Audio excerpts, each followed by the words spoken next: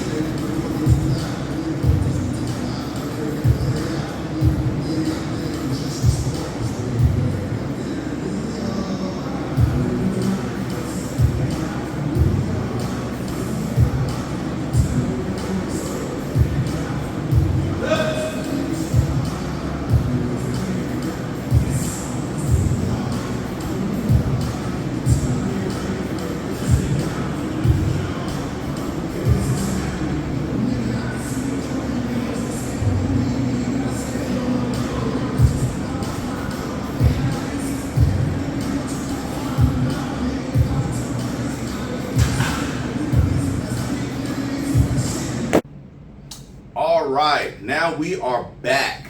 Alright, I just want to hit on because I have a lot of high school students that are going to take the step and they're going to college now.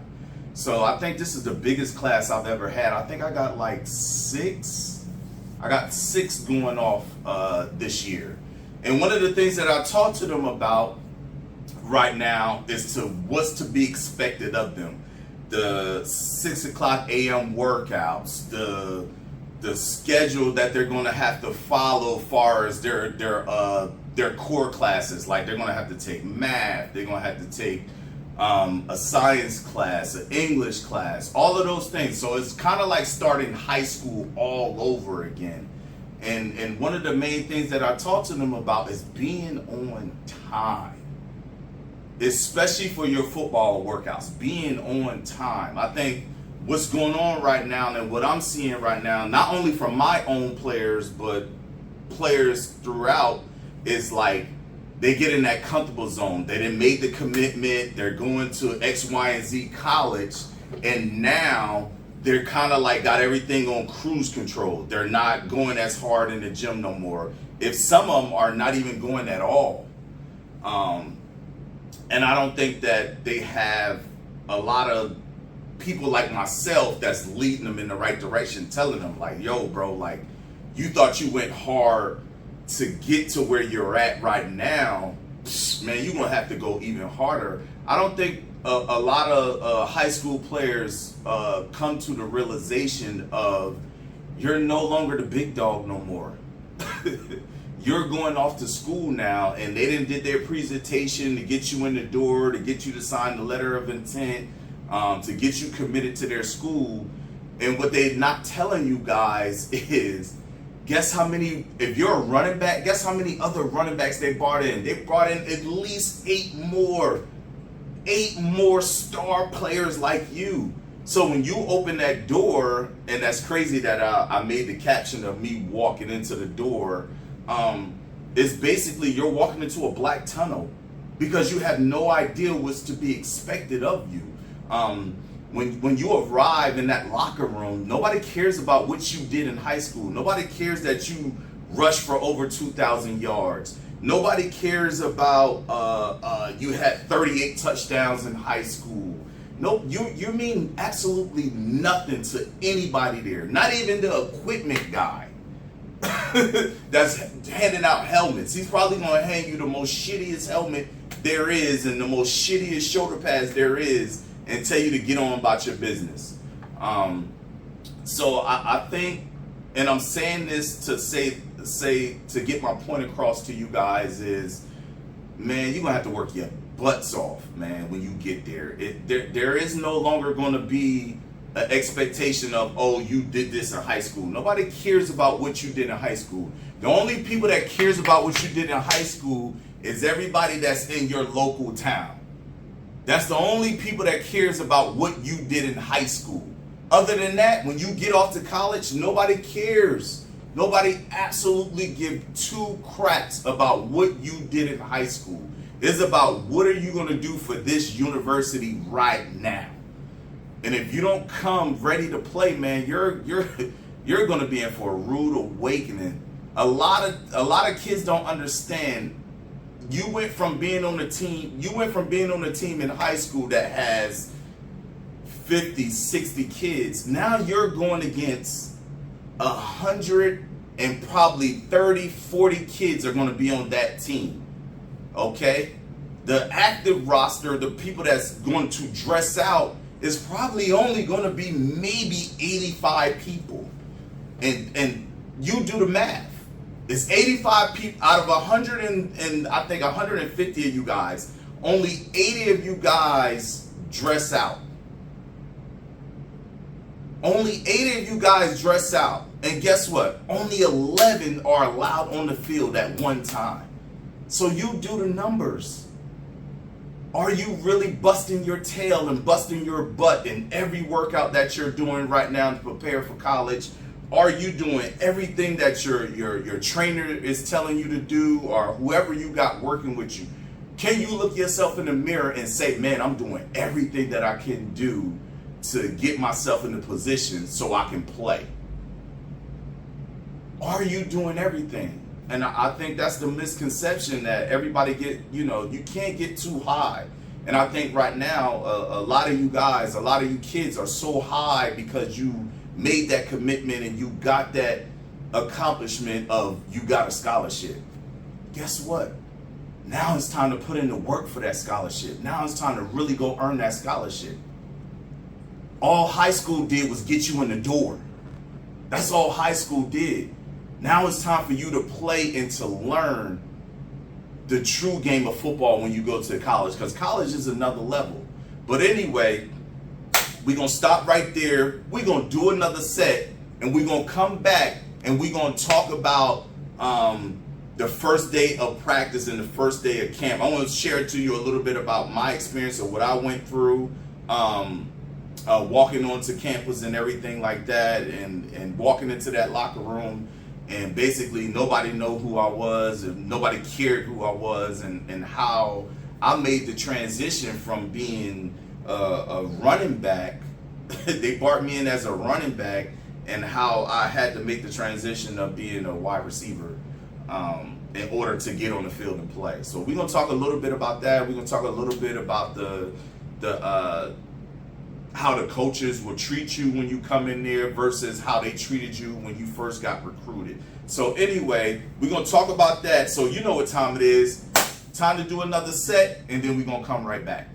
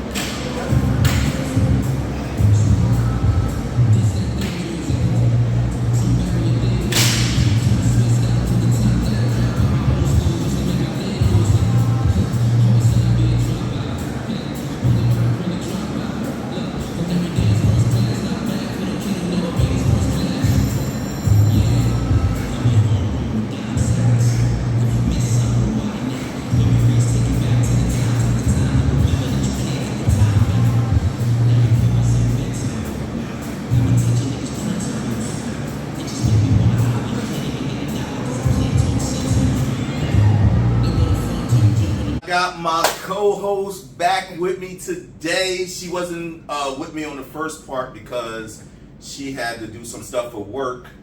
Yes, she does work another job. I do. So, before the break, we got our set in. Well, I got my set in. I already worked yours. out. I already worked out early this morning. So she did her workout early this morning, and I did mine a little later on.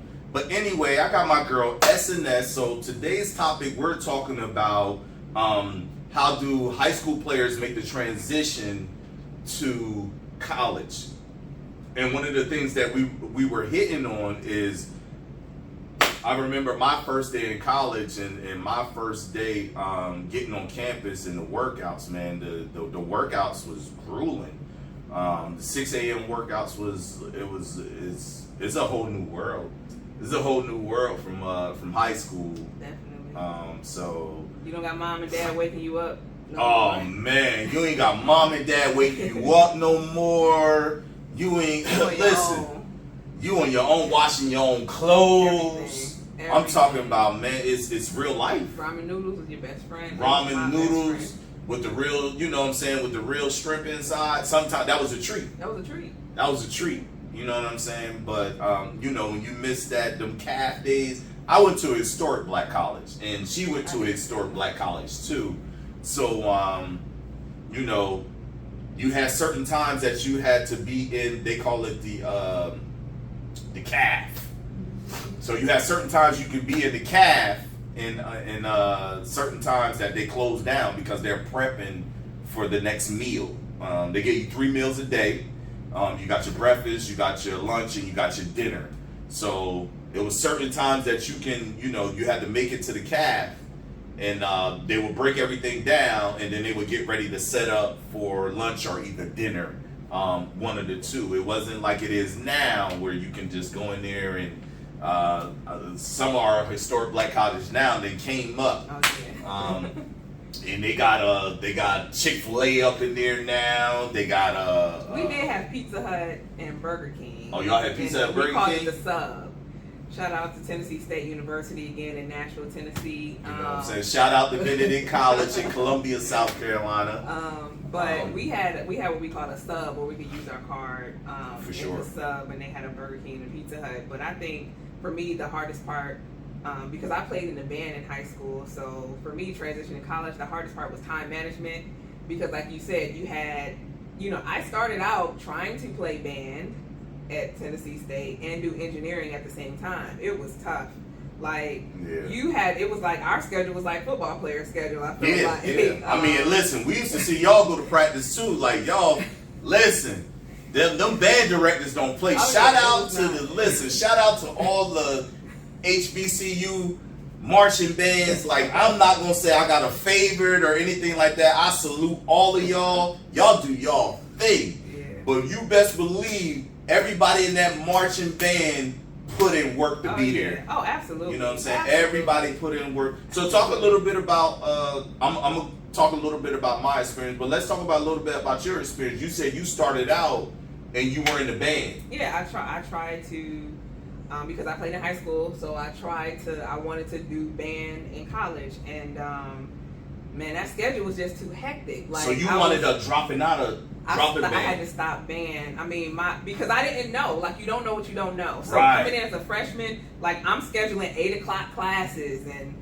like nobody told me anything. Right. So you got band practice at 5:30 or 6 in the morning, and then you still got to get back to your dorm room, try to shower real quick, and make it to an 8 o'clock class. Then you had band practice again midday. And you still got classes and classwork, and like you said, getting into the caf to eat and all. It was just time. It was just it drove me crazy. So what you're basically saying, if you're not a time management person and you know how to manage your time and be where you're supposed to be and not bull crap around and then get to the next where you're supposed to be, being a student athlete is going to be hard for you. Yeah. It's going to be hard. It was overwhelming, I think, because because you don't have, like, I didn't know anybody. I didn't know anybody, you know, in Nashville. My closest family was in Memphis. So I didn't know anybody, and I had no family, no friends. It was all new. I mean, I went to a summer program, so I did have like friends that I met in the summer program, but it was all new to me. Mm-hmm. So I couldn't call up anybody and say, I couldn't call up my mom and say, hey, can you fetch me a sandwich real quick? I'm on my way back to the room. I'm gonna just pick it up and go. It's all you. And I think that's what goes on with a lot of athletes in today. Like I was saying earlier during the segment, I said a lot of them they get the scholarship, they sign the letter, like they so on the high. Oh, absolutely. They're so on the high, and so they're not thinking about, oh man, like I got to get ready to go to college. And let me be honest, the high here and the high other places is totally different. Since I've been away from home and living my adult life, I found that. Whoa, when you say away from home, where you from? I'm from the FLINT, Flint, Michigan. You from Flint? Shout out to Flint made right here.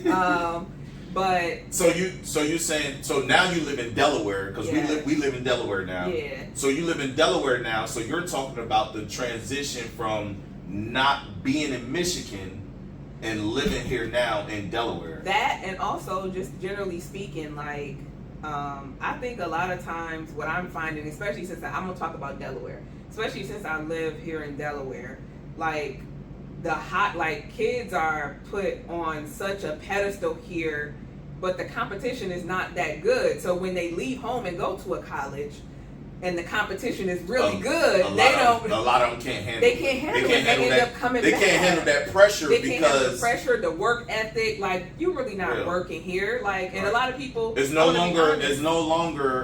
And I don't mean to interrupt you. I'm just talking from a football point of view. When you get to college, it's no longer about like your talent level. It's about how well you prepare for the game, and you have to be a real. I always see this word thrown around a lot. You really have to be a real student of the game. Oh, absolutely. So there's a lot of film study. There's a lot of, you know what I'm saying, reading people body language and knowing what they're going to do before they do it. I remember I had a high school coach, and he taught me how to break down film. He told me that, when I first started looking at film when I was in high school, I just used to look at my highlights, and I used to just rewind back like, dang, boy, I was killing it. You know what I'm saying? Like, sheesh. You see that cutback? Sheesh. And one day my coach came in there, and he was like, yo, who you talking to? I was like, nah, you know what I'm saying? I'm just talking to myself. I'm looking at the cutback. Pumping yourself up. Right, I'm pumping myself up. And he's like, what are you doing? He's like, that's not how you watch film. So I was like, huh? He was like, that's not film watching. He said, what you want to do is, when you plug that, cassette videos we had back then. We ain't got all the digital technology that y'all got back then. So we used to put the tape in, and we used to truly break the tape down. We used to he taught me how to look at everything I'd done wrong. Because I was an offensive player at that time. He said, look at everything that you've done wrong. Then he said, you look at the defense. What defense were they in? And he said, then you play the tape. He said, you take all the scenes that you've done wrong. And he said, you go back and you look at it and figure out, why did you make that decision to cut back that way, or to run through a certain hole that the play wasn't designed for? Why did I do that? What was going on in my head that made me say, okay, I'm gonna cut back and go this way, and it didn't work out? So he said, once you break it down and you figure that out, then you will have that in your memory bank. So if that ever happened again, you know your body and your mind know how to react to that. You know what I'm saying? I'm not gonna give y'all too much nuggets of how to break down film, because I gotta make my money. You heard? But again, I think that's the problem a lot of times, is that, and this is just me talking to the kids that come here, some of the parents that come here. Because you were around football all day, every day. A lot of school, and I was raised in a household with all brothers, so I've been around it my whole life. But I think a lot of kids a lot of athletes aren't prepared in that manner when they go. So it becomes overwhelming. So you saying they're not prepared, but a lot of them are going to trainers. But they're not preparing them in that manner. And another thing that I'm finding is that, I mean, you probably can share your story is, you know, I get all the calls here, and you know, you have people that call and say their 6-year-old is a quarterback, or so everybody is like locked in. I'm a wide receiver. I'm a quarterback. I'm going to play this when I go to college. It's funny what you said, because I was, you know, one of South Carolina's biggest, baddest running backs, and it wasn't until I got to college where they were like, you know, I had a wide receiver coach with me, and he was like, look at all these running backs. So I'm looking at all these running backs. I mean, these dudes is 5'10", 205, you know, 5'11", 190, you know, 6'1", 215. Like, these cats is big. They grown men. So he said, if you want to play, you have to come play receiver. Or the chances of you playing running back ain't going to be until maybe your senior year. You know what I'm saying? So I had to come to realization that, like, I played running back all my whole entire high school career. Path. That was what you thought you. That was my past. Yeah. This is my future. If I want a future, I'm going to have to play wide receiver. You know what I'm saying? So I'm going to have to make that transition, and I'm going to have to really lock in and really be a student of the game, and really, you know, do my film session. You know, learning how to run proper routes and et cetera, et cetera. You know what I'm saying? So that took. You know, so college took my whole identity of who I was away and gave me a new identity. And I think that's what's going on with a lot of these kids now is they're so stuck on their old identity till they don't want to go to the new identity. Somebody's offering them a new identity, a new walk of life of like, look, you can be good. But if you come do this, man, the expectation will supersede itself. And a lot of kids are so comfortable and they're so used to people being in their ear saying, man, you the best, you the. So for them, it's just like, what? Like, you don't think I can play running back? What? Like, man, get up out of here with all that. I already know I can ball.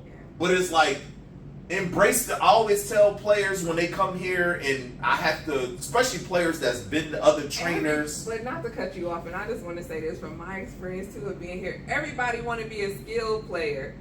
Like everybody, even the big boys, even the big 200-pound, you know, close to 300 pounds. One of the highest paid. Like, I mean, I don't understand. Facts. Like, man, like it's so many athletes that whenever I see them in here and they play both sides, it's like, I'm like, yo, you need to. Why are you just focused on? I'm a running back. Like, you have the body to play linebacker, but I don't want to do that. Have the body because they don't want to. Because once again, it goes back to it's been put in their ear so much that they're so good at this position, so that they don't want to go and do something new, not knowing that something new can take them to the next level. You can play center and be 1,000% the best. You know what I'm saying? And get a serious bag. If you know what I'm saying, you know what I'm saying? That if you are lucky enough to go. Yeah. Because I'm not even going to say skill, because the NFL is a luck thing. You got to be in the right place at the right time. The right people got to see you, and the right situation have to happen. I don't care how good you are. You can be one of the world's best wide receiver, best quarterback ever, or whatever. You have to be in the right place at the right time, and the right people have to see you, man. I'm telling you, that's how serious it is to get to the NFL. But anyway, this ain't a topic on the NFL. This is a topic about college. When we come back, we're going to give you kind of like our closing arguments of what, you know, what transpired, like going into college, and what was my expectation, what was her expectation. She told you that she was in a marching band and she basically dropped out of the marching band because she knew it was too much for her. I'm telling you that I battled through some stuff and had to get through some hurdles and stuff in order to play college football. So you know what time it is. We're gonna do another set, and then we're gonna come back and we're gonna give you our closing arguments about what it is to go from high school to play college sports. See you.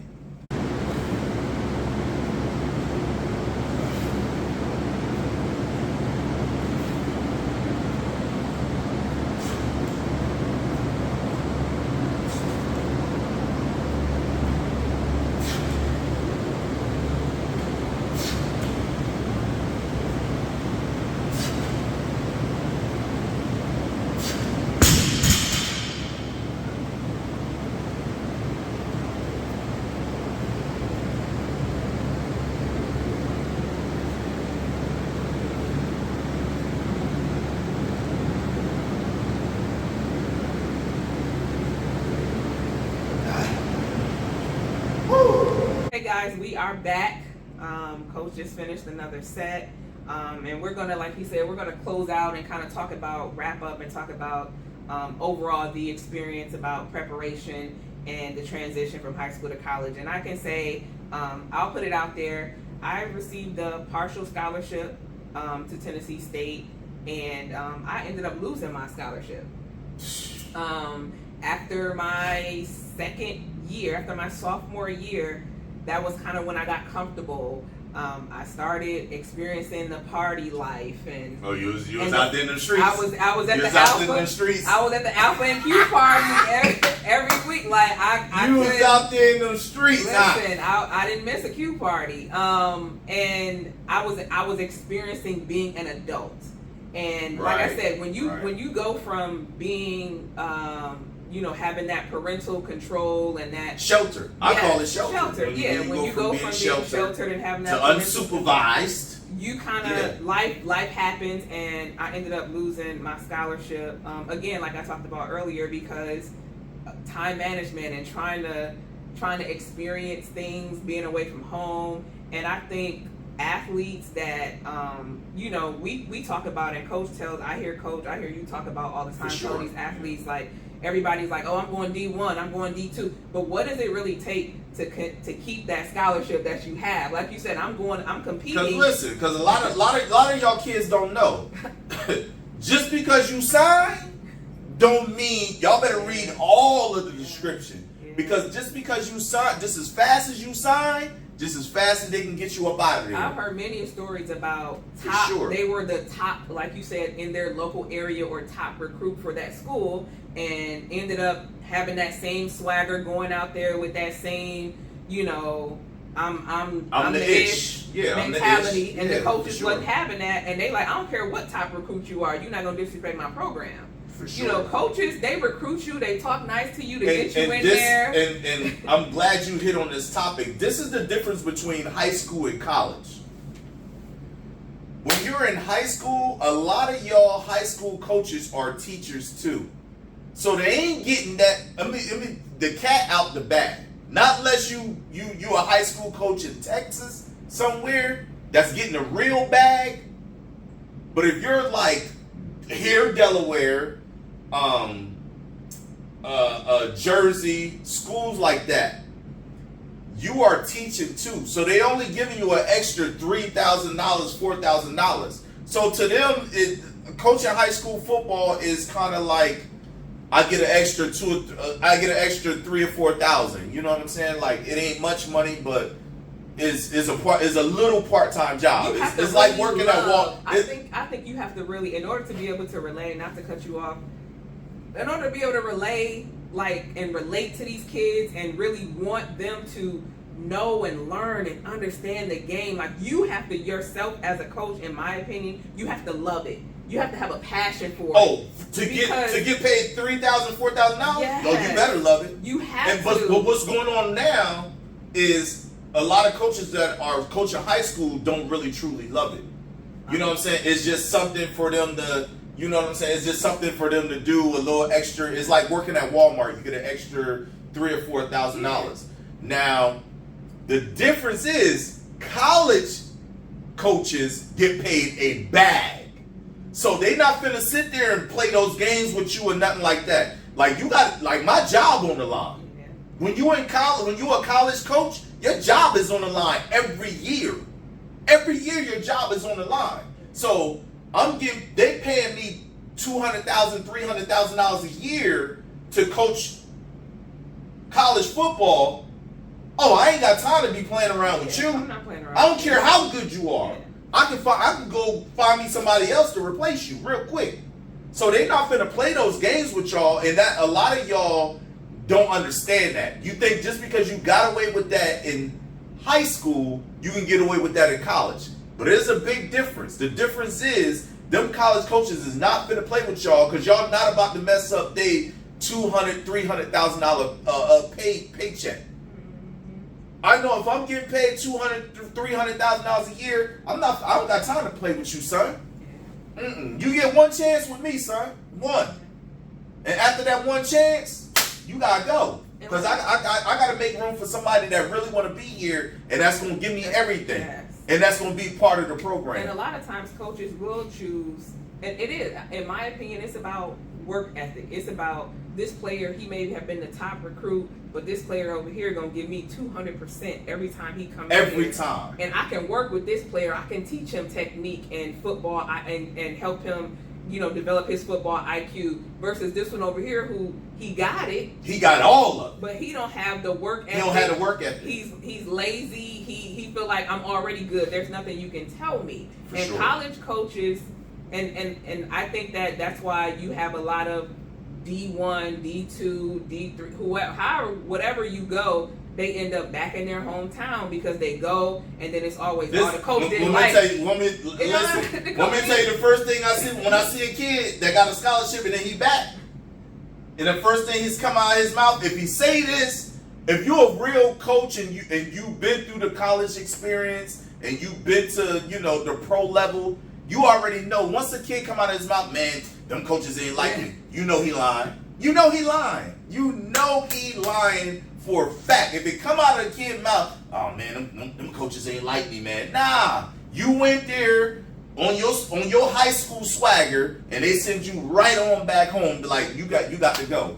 You got to go. Yeah. That's the number one sign when I see a kid back home that signed and come December or something, and he's still here. He didn't go back. And I asked him what happened. He'd be like, oh, man, they ain't like me down there. Nah, they liked you, but you just didn't pan out what they wanted. And that's what happens. It has nothing, when you go to college, it has nothing to do with I don't like you. It has everything, I don't like your work ethic. Yeah. I don't like your work ethic and you not giving me everything you got. So you got to go. Because my job on the line. You got to go. I gotta get rid of you. Because I only get a certain amount of scholarships every year. So you got to go. I can't play. They ain't got time to play with you. You got to go. And I think, and I can say I encourage every athlete that comes in here, every student that I encounter, like, number one is academics. Like, you got to have it. You got to have it, man. You got to have it. Make sure you keep And it's your not as grades hard. up. And it's not as hard as it was when me and you was coming through the ranks in college. It really isn't. It's hard, but man, we had it 10 times hard, man. You ask somebody back then that graduated, early 2000, I would say like what, 2002, 2003? 2002, from 2000 to 2003 and down. You ask those people that graduate college, man, we had it. Compared to the kids now, man, it was real. It was real. If you graduated college back then, man, listen, you salute you. It was real. And not even just college though, even in high school, if you're an athlete, make sure you are a student first. Like, make sure it's a lot of kids that they have they are some of the most talented kids, but when it comes to their senior year, they want to start getting into school. And by that time, it's too late. You should have done the work. You should have did the work in the back end. You should have done it before. You should have did the work in the back end. And even for me, like, I received the out-of-state tuition waiver and scholarship because I graduated from high school with a 3.9 GPA. Academic, it wasn't band, it was academics I received scholarship for, and I lost that. So I went from my parents only having to come out of pocket like $1,500 my first year and my first 2 years in college to me having to take out student loans or whatever It's real, for my man. own, it's nobody's fault but my own. It's real. But I encourage every kid that chooses to go to college or whatever, man, get your grades. Like, that is the number one priority. I don't care, get a tutor, ask somebody you know for help if you need to, because that is, you can, like I said, you can be the best athlete, but man, football, basketball, baseball, soccer, hockey, whatever it is that you're playing, that's not a lifelong, that's not a Right. lifelong, you can't. I always tell people, man, I said, if it was brought to my attention, now that I'm in the training game and I got my exercise science background, I went and got all my certifications to do what I'm doing today. If somebody would explain to me, if I would have had that one teacher that would have explained to me in science class, like, Irv, this might encounter, you might hurt your knee. But when you hurt your knee, it can be a number of things. It could be a torn ACL. It could be a torn meniscus. It can be a overstrained meniscus. If they would have broke it down to me in those medical terms, to I'm like, I would have been so interested. And I think I wouldn't have got the business degree. I would have got the exercise science degree, what I got now, and all the certifications and stuff I got now. So when I was done football, man, I would have been so far ahead. I would have been into this industry. But I think now that a lot of kids don't realize the opportunities that they got to go and shadow people and to go and, explore different avenues of what they want to do life after college. And I think that's what I enjoy about what we do here during the process of training. Like, we pick their brains. Oh yeah, I I ask my kids all the time. I say, yo, what you gonna do after college? I don't know, Coach Mill. Nope. Don't tell me you don't know. We gonna find something. What you like to do? Oh, I like to play video games. Okay. Well, you know what? I know. Listen, I know some of everybody that's professionally into everything. So I know a person that does gaming for a living. So I'll hook you up with that. What you want to do? Oh, I think I want to be a lawyer. Oh, perfect. I know a lawyer. I can send you over there. You can shadow them. But if you're training here at the training cave, you're going to have something outside of your sport that you play that I'm personally going to make sure that you go shadow. So you can find out whether you really want to do that job life at the sports and life at the college. You have to, if you tell me, Coach Mims, man, I heard plumbers make money. Yeah, plumbers make a bag. I know a dude that's a plumber right now. He owns his own company. You want to go work with him in the summertime? I can set it up. Boom, I can go set that up. Oh, Coach Mims, I know, you know what? I think I just want to work on cars, man. What you want to do with cars? You want to wrap cars? You want to paint cars? You want to work in a factory where they make the custom rims? Like, tell me what you want to do, because I know a person that can do all that.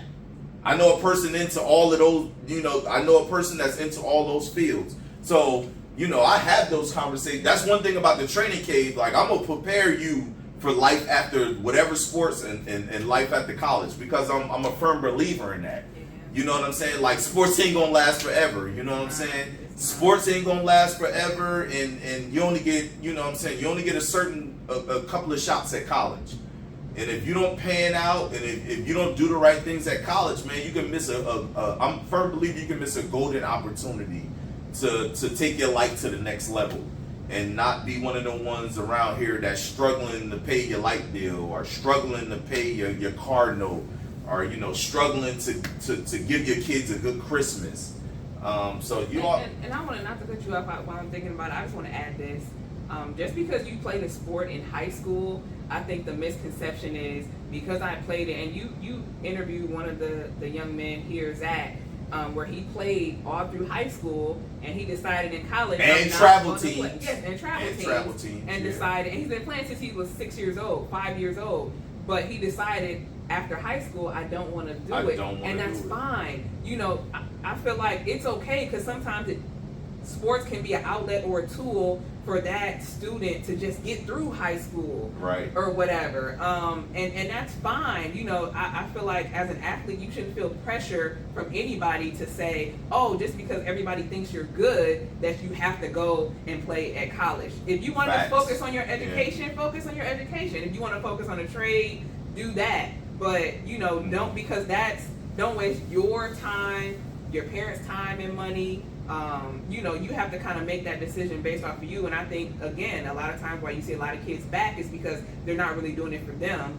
right. They're doing it because they were so good and they were the hometown hero locally. And everybody, you know, if somebody hears that, you know, Johnny isn't going to college, man, he was the best wide receiver in the state of Delaware. He not going to college.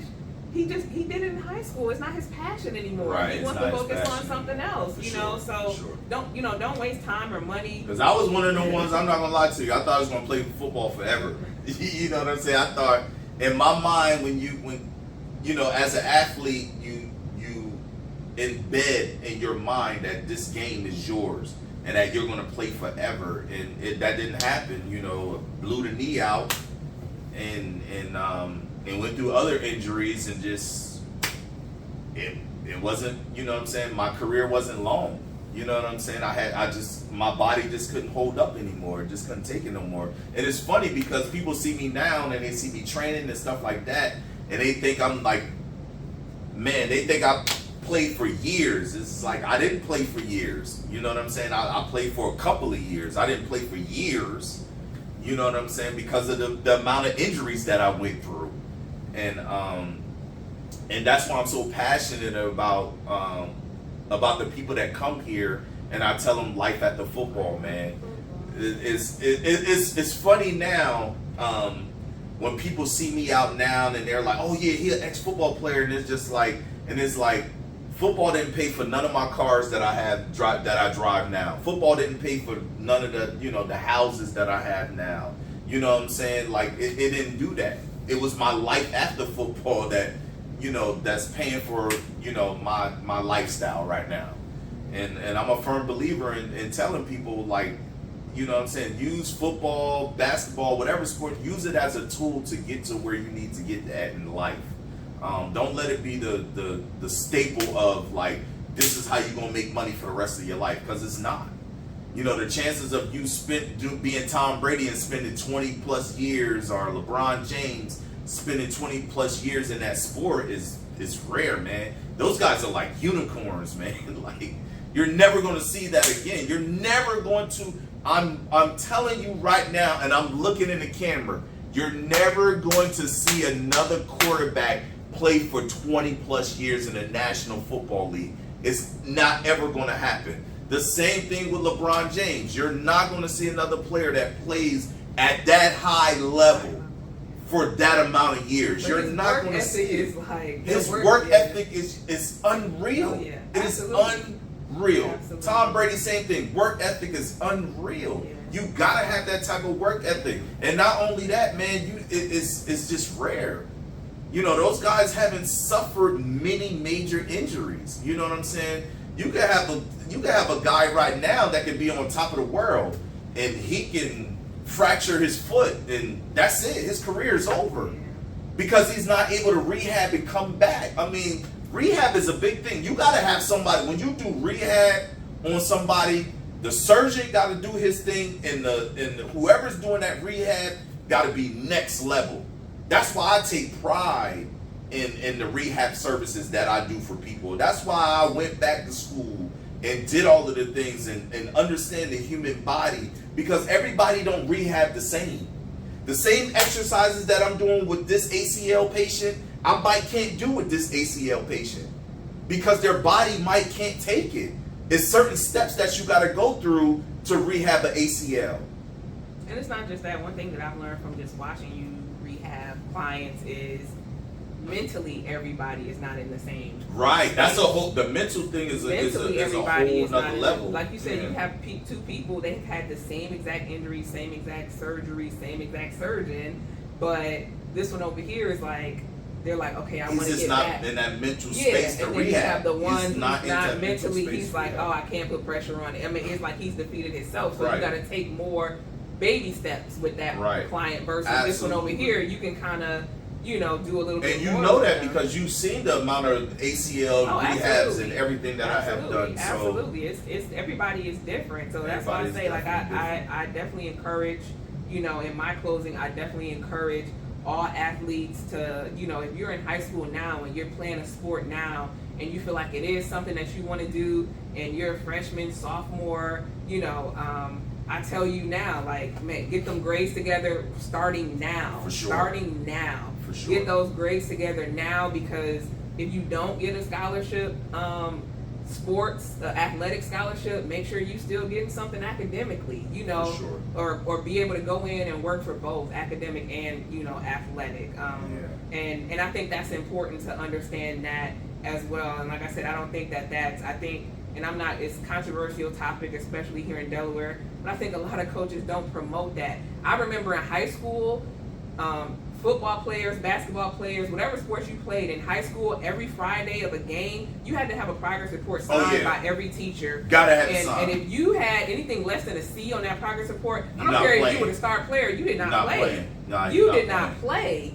And that's lost. That's gotten so lost in the sauce right now with high school sports. I mean, it's just all about trophy and status, and like, man, get these kids. Instagram like. Yes, like Yeah, sure. I'm over 40, and I'm like, yo, I want to know that my banking and my health care and all of that is going to be, I'm going to have somebody that's going to be able to take care of me when I get older. But if we're not pushing our kids to be academically inclined and stuff like that, and just let them pass along, that's not helping our society at all, by doing that. So I think that's totally gotten lost in high school sports as far as the academic side. But don't go too much into that, Trader SNS, because I'm gonna find me a coach that's brave enough to come on the show and really talk to me and really don't handcuff me when it comes to me asking them questions, because I want to know. I want to know, as a high school coach, like, what is your responsibility absolutely. when it comes to not only getting these kids prepared for a game, but getting these kids prepared for college and getting these kids prepared for life. When you're a high school coach, those are the major three things that's your job. But anyway, we're gonna close out the show. All right. Thank y'all for staying on the show. Don't forget to hit that like, share, and subscribe button. And please leave us a comment, whether it's good or bad. I embrace everything. Absolutely. You know what I'm saying? So even if it's, I wouldn't even say if it's good or bad. I would say everybody has their opinion. And I'm not gonna sit here and bash you about your opinion. Comment. Let's have a discussion. You know what I'm saying? We can have an intelligent discussion. It ain't gotta be like, oh, you don't think. Just because you don't think like me and I don't think like you doesn't mean you're a bad person. It just means that we're human. We got different personalities. We got different everything. And I'm not going to always agree with what you agree to. But what we can do is meet in the middle and shake hands and say, you know what? You got some good points and I got some good points. I appreciate you for sharing that. Okay? But anyway, don't forget to hit that like, share, subscribe button. And we'll see you on the next set of In Between Sets. See ya. See ya.